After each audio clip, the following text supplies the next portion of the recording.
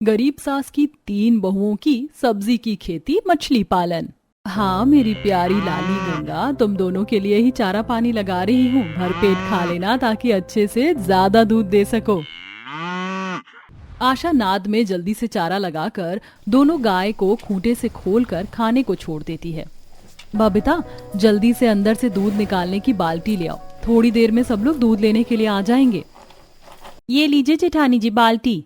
आशा बबीता दोनों मिलजुल कर गायों का दूध निकालने लगती हैं।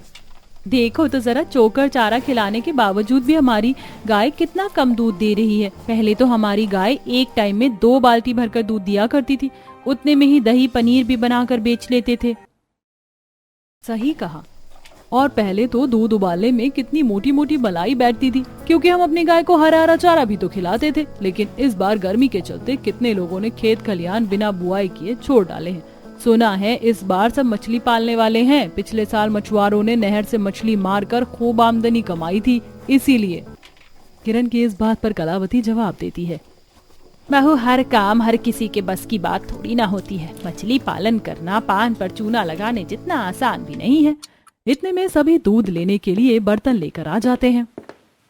आशा बहू, आज से मैं 1 किलो दूध बढ़ा कर लूंगी। सब्जियों का दाम तो आसमान छू रहा है, इसीलिए आज से दूध दही जमा कर ही रोटी खा लेंगे।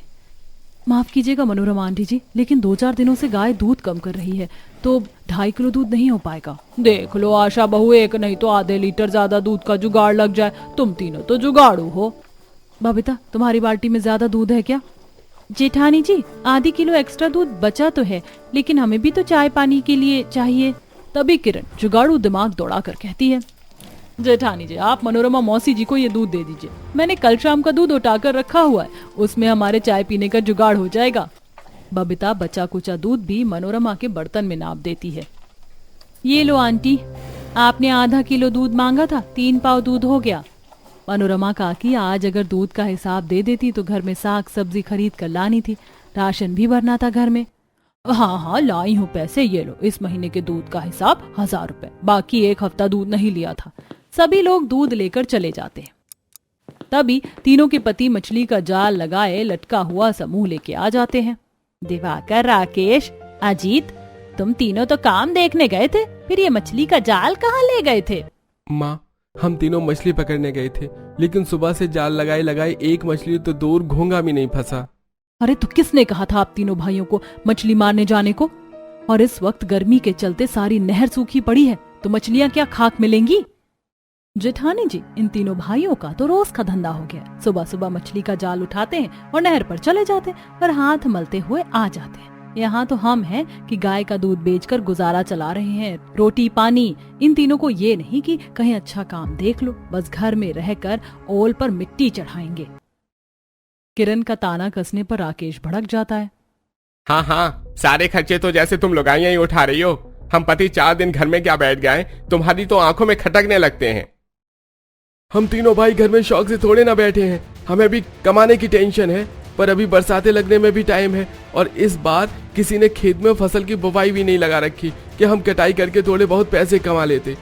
बारिश लगते ही नहर में मछलियां भर जाएंगी, तो मछली बेचकर हम खर्चा उठा लेंगे।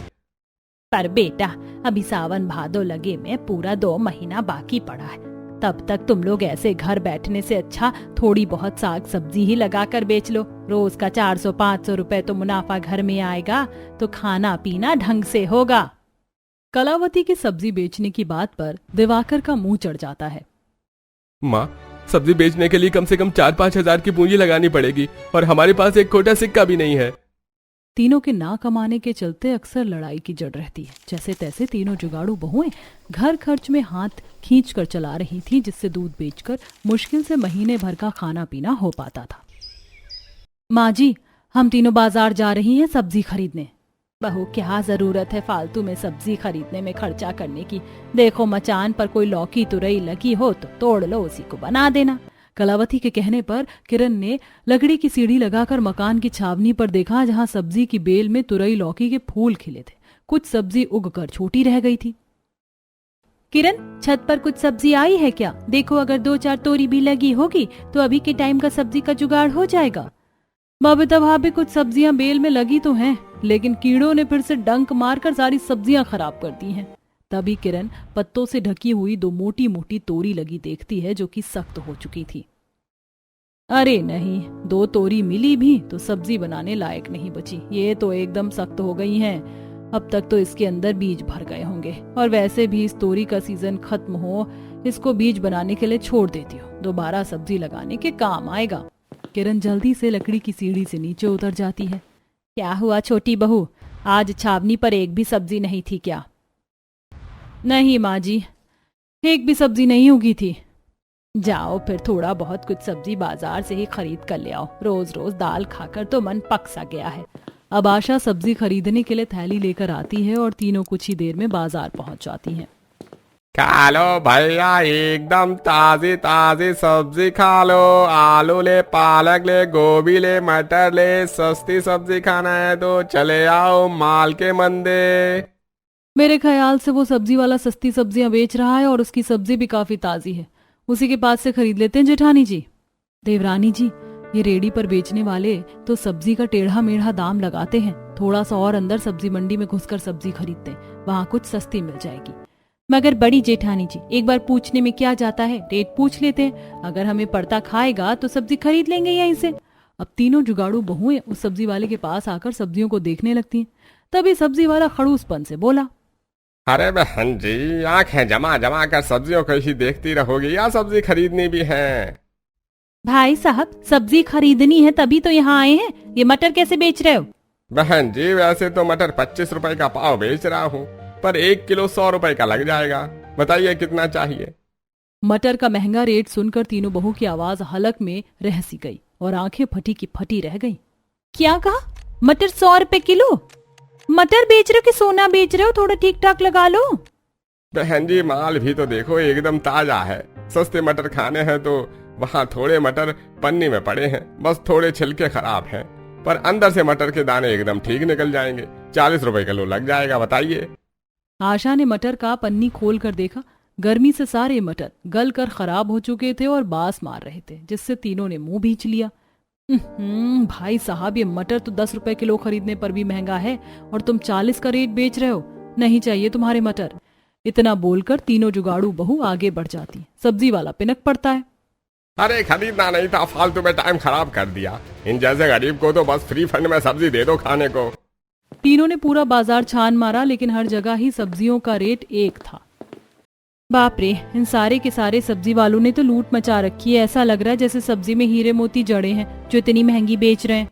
जेठानी जी, सब्जियों का रेट सुनकर तो ऐसा लग रहा है जैसे 2-4 दिन बाद सुनार की दुकान पर सब्जियां तौले के रेट पर बिकेंगी।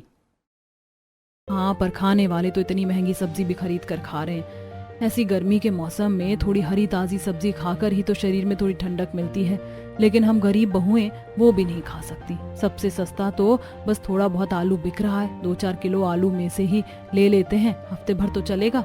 आशा का जुगाड़ बबीता किरण को भी जचता है और थोड़ी देर में तीनों आलू खरीद कर वापस घर आ जाते हैं, जहाँ निक्की और मोनू आस लगाकर कहते हैं, आप तीनों हमारे लिए बाजार से क्या खाने को लेकर आई हो? बबीता दोनों बच्चों पर भड़क जाती है। ज्यादा चटोरे बनने की कोई जरूरत नहीं है। चीज खाना है तो जाकर अपने पापा को बोलो कमाने को। कमाई अठन्नी और खर्चा रुपया में भी सब चीज हम तीनों बहू चलाएंगे। डांट खाकर दोनों बच्चे उदास होकर कोने में चुप बैठ जाते हैं। तीनों खाना बनाने में जुटती हैं, तभी पड़ोस में से मछली बनने की महक आती है। आहा, कितनी बढ़िया मछली की खुशबू आ रही है। मेरा तो खाने का मन कर रहा है। बस एक तो हमारे पतियों की नाक इतनी तेज है कि किसी भी चीज की खुशबू फट से पड़ जाती है। हाँ, कमाना धमाना तो है नहीं, बस मछली खाने के लिए लाड़ चू रही है। मुझको तो मछली रसा खाने का मन सा हो रहा है। किरण, चिंता मत करो, बस एक बार बरसात लग जाने दो, फिर तुम तीनों को खूब बनवा कर मछलियाँ खिलाएंगे। तब किरण 4-5 आलू काट कर तर सब्जी बनाती है, बबीता रोटी बनाती है और दोनों मिलजुल कर खाना देती हैं। तभी दिवाकर पतली पानी जैसी सब्जी देखकर, अरे ये किस चीज की सब्जी बनाई है तुमने? पानी पानी सी लग रही है। जी, आलू की सब्जी बनाई है। अरे इतने कितने आलू डालकर बनाया था सब्जी, एक भी दिखाई नहीं दे रही। एक तो महीना भर हो गया मछली खाए, उसमें सब्जी भी इतनी थोड़ी सी खाने को डाली है। अजी, सारे आलू एक टाइम में बनाकर खत्म कर देंगे तो कल क्या कद्दू बनाएंगे? चुपचाप से खा लो। अब तीनों के पति मुंह से कोड़कर पतले पानी जैसी सब्जी के साथ खाने लगते हैं और बच्चे भी बेमन से खा रहे थे। तभी कर्जे वाला आ जाता है। अरे कहाँ चूहे के बिल में छुपे बैठे हराम खोरो, निकलो बाहर। इस कर्ज वाले को भी रोटी खाने के टाइम पर आना था। दिवाकर खाने पर से उठकर बाहर आता है। अरे लालचंद जी, आइए आइए, कैसे आना हुआ? अरे एक तो तुम लोगों ने मेरा कर्ज खा रखा है, ऊपर से जब पैसे मांगने आओ तो घर में से गुल रहते हो। कब लौटाओगे मेरे पैसे? लालचंद जी, अभी हमारा काम धंधा नहीं चल रहा है, थोड़ा सा टाइम लगेगा। अरे टाइम लगेगा बोल बोल कर तो तुम तीनों ने 6 महीने से मुझको अटका रखा है। अगर अगले 1 महीने के अंदर मेरा सारा पैसा चुकता नहीं किया ना तो तुम्हारा घर हथिया लूंगा बेटा। कर्ज वाला धमकी देकर चला जाता है। तीनों भाइयों का मुंह जम जाता है। अरे क्या जरूरी था तुम तीनों को इस लालचंद से कर्ज काढ़ने की? इतना तेज ब्याज है इसका। फिर माँ, हमने कोई सुख से कर्जा थोड़े न लिया था।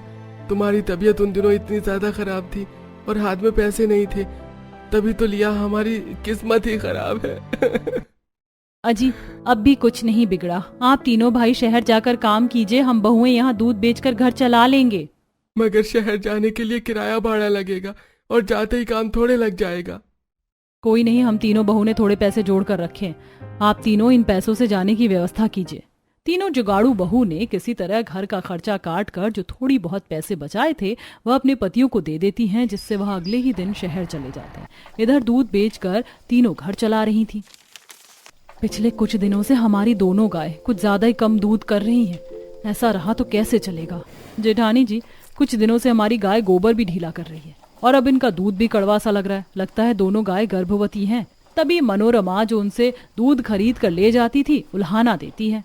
अरे आजकल तुम्हारी गाय का दूध बिल्कुल भी अच्छा नहीं लग रहा और पहले की तरह दूध में मीठापन भी नहीं है, इसीलिए ये लो इस महीने का हिसाब और अब मैं तुमसे दूध लेना बंद कर रही हूँ। बाकी ग्राहक भी तीनों से दूध खरीदना बंद कर देते हैं। अब तीनों का रोजगार बंद हो जाता है। थोड़े ही दिनों में बरसातें भी लग जाती हैं और अब नहर में मछलियां आ जाती हैं। कुछ दिन बाद, इतने दिन हो गए हम तीनों के पतियों को शहर गए हुए, पता नहीं शहर जाकर क्या कर रहे हैं, हाल चाल भी नहीं पूछा। तभी सब्जी वाली पड़ोसन शांति फोन लेकर आती है। अरे ओ आशा, बबीता, किरण, लो तुम्हारे पतियों का शहर से फोन आया है। कलावती फोन लेकर बात करती है। हेलो माँ, मैं दिवाकर बोल रहा हूँ। दिवाकर बेटा, अरे कैसे हो तुम तीनों? कोई काम काज मिला कि नहीं? माँ, 2 दिन पहले ही काम पर लगे हैं, पर तनख्वाह बड़ी कम है। अच्छा बेटा, अगर हो सके तो थोड़े पैसे भिजवा दो। यहाँ दूध का काम भी बंद हो गया है, बड़ी दिक्कत है। माँ, 2-4 दिन ठहर जाओ, पैसे भिजवाता हूँ। एसटीडी से कॉल किया है, बाद में करता हूँ। इतना बोलकर दिवाकर कॉल कट कर देता है। माँ जी, इन तीनों ने पैसे भेजने को लेकर क्या कहा? बहू बेचारे तीनों का अभी तो काम लगा है, देखो 2-4 दिन का किस तरह जुगाड़ लगा लो खाने का, पकाने का। तभी मोनू कांटे में मछली मार कर ले आता है। मम्मी देखो, मैं नहर में से मछली पकड़ कर लाया हूँ। मछली देखकर तीनों बहू बड़ी खुश होती हैं। अरे वाह मोनू बेटा, तू तो बहुत ही बड़ी मछली फंसा कर लेकर आया है। मंजली चाची, नहर में इस बार बहुत सारी मछली आई हुई और सभी लोग जाल भर भर कर मछली पकड़ रहे हैं। ये सुनकर तीनों बहू को रोजगार सूझता है। अभी तो बरसात का सीजन है और नहर में कितनी सारी मछली भी आ रखी है, क्यों ना हम तीनों भी मछली निकाल कर बेच लें तो घर का खर्च तो आसानी से चल जाएगा। वैसे ख्याल तो बहुत ही अच्छा है, कल हम नहर से चलकर मछली ले आएंगे। चलो अभी इसे बनाते हैं। आशा बहू, मछली को अच्छे से साफ करना, ये कांटे वाली मछली है। आशा जुगाड़ लगाती और चूल्हे में से राख निकालकर उसमें मछली को लपेट कर काट लेती है, जिससे उसके ऊपर लगे कांटे चुभते नहीं है और मछली के अंदर से खूब सारा अंडा निकलता है। मम्मी देखो, मछली के कितने सारे अंडे हैं। ऐसी बारिश के मौसम में मछलियों में अंडे पड़ जाते हैं। ये सारे के सारे अंडे मछली बनकर एक पूरा तालाब घेर सकती हैं। ये सुनकर तीनों बहू का जुगाड़ू दिमाग चलता है और किरण को जुगाड़ सूझता है। फिर क्यों ना हम भी मछली पालन कर लें। पर हम मछली पालन करेंगे कहाँ पर? तभी आशा अपने घर के आगे पूरा का पूरा हिस्सा खाली देखती है, जिसे देख उसका जुगाड़ू दिमाग चलता है। बबीता, अगर देखा जाए तो हमारे आंगन में कितनी सारी जगह खाली पड़ी है, क्यों ना हम इसी में पोखर लगाकर मछलियों का पालन कर लें। अरे वाह जेठानी जी, आपने तो बहुत ही धांसू जुगाड़ लगाया। उस दिन तो सबने थोड़ी बहुत मछली और चावल से ही पेट भरा और अगले दिन वो मछली लेने नहर में गई, जहाँ काफी बड़ी बड़ी मछलियाँ थी और मछुआरे जाल भर कर मछली निकाल रहे थे। अरे चेतन देख, मेरा जाल तो मछली के मारे फटने को हो रहा है। इस बार तो हमारी खूब अच्छी आमदनी होगी। तभी तीनों जुगाड़ू बहू ने जैसा जाल लगाया तो मछुआरे भड़क से गए। अरे ओ तुम तीनों लुगाई, इस नहर में से मछली नहीं ले जा सकती, क्योंकि हमने इसका मोल देकर पूरे बारिश के सीजन तक खरीद रखा है। मंगरू भाई, हमें केवल थोड़ी सी मछलियाँ चाहिए मछली पालन करने के लिए। अरे वो तो ठीक है, लेकिन घोड़ा घास से दोस्ती करेगा तो खाएगा क्या? तीनों खाली हाथ घर आती हैं। जब मछलियाँ ही नहीं होंगी हम किस तरह से मछली पालन करेंगे? क्यों ना हम बाजार से थोड़ी छोटी वाली जिंदा मछलियाँ खरीद कर ले आए। थोड़े पैसे लगाकर अगर हमें ज्यादा लाभ मिले तो अच्छा है। किरण की जुगाड़ू राय दोनों बहू को भी पसंद आती है और वह बाजार से अब कुछ छोटी छोटी जिंदा मछली को खरीद कर लाती है और आंगन में गड्ढा खोदकर पानी भरती है और उसमें मछलियों को छोड़ देती है। बस थोड़े दिन में हमारी मछलियाँ बड़ी बड़ी हो जाएंगी तो हम बाजार में अच्छे रेट पर बेचेंगे, पर तब तक के लिए हम खाएंगे क्या? क्यों ना हम कुछ सब्जियों की खेती भी कर लें। खाद बनाने के लिए हमारे पास गोबर भी है और आंगन का कुछ हिस्सा खाली भी है। अब तीनों आंगन के दूसरे सिरे को खुरपों से खोदकर सब्जी के बीज बोने की क्यारियां लगाती हैं और अलग अलग सब्जियां जैसे कि बैंगन, गोभी, पत्ता गोभी, टमाटर, भिंडी जैसी बरसाती फसलें लगा देती हैं। बारिश के चलते कुछ ही दिनों बाद उनमें से अंकुर निकल आते हैं और 10-15 दिन में छोटे छोटे पौधे भी बन जाते हैं और लगभग 1 से 1.5 महीने में ही फसलें फूट जाती हैं। वहीं अब मछलियां भी बड़ी बड़ी सी हो जाती हैं, जिन्हें तीनों जुगाड़ू बहुएं ले जाकर बाजार में बेचती हैं। ताजी ताजी मछली वाले सिर्फ 100 रुपए किलो में आओ भैया जी। रोहू, मांगुर, घास काट मछली। अरे बहन जी, ये 1 कांटे वाली घास काट मछली कर दो, 1 किलो। जी अभी देती हूँ भैया। बबीता जल्दी से ग्राहक को मछली देती है। वहीं दूसरी तरफ आशा ताजी ताजी सब्जियों को बेच रही थी और उसके पास भी खचाखच भीड़ लगी थी। बहन जी, तुम्हारी सब्जियां एकदम ताजी ताजी कच्ची कच्ची हैं। ऐसी सब्जियां तो बरसात में कोई भी सब्जी वाला नहीं बेच रहा। बहन जी, ये सब्जियां हमने खुद घर पर खाद बनाकर उगाई हैं, इसीलिए ये ताज़ी और फ्रेश हैं। आप जब इसे बनाओगी तो सब्जी का स्वाद भी खिलकर आएगा। देखते देखते तीनों जुगाड़ू बहू खेत की ताज़ी सब्जियां और मछली बेचकर काफी अच्छा मुनाफा कमाने लगती हैं। वहीं तीनों के पति भी वापस आ जाते हैं। माँ, ये लो 3 महीने में कमरे का किराया और खाने पीने के बाद ये 5,000 रुपए ही जोड़ पाए बस। अपने तीनों बेटों का कमजोर दुबला शरीर देखकर कलावती की आंखें डबडबा जाती हैं। बेटा, ये मुट्ठी भर तनख्वाह के लिए तुम लोगों को परिवार से दूर रहने की कोई जरूरत नहीं है। कितना कमजोर शरीर कर लिया है तीनों ने। घर का खान पान जो नहीं मिलता होगा।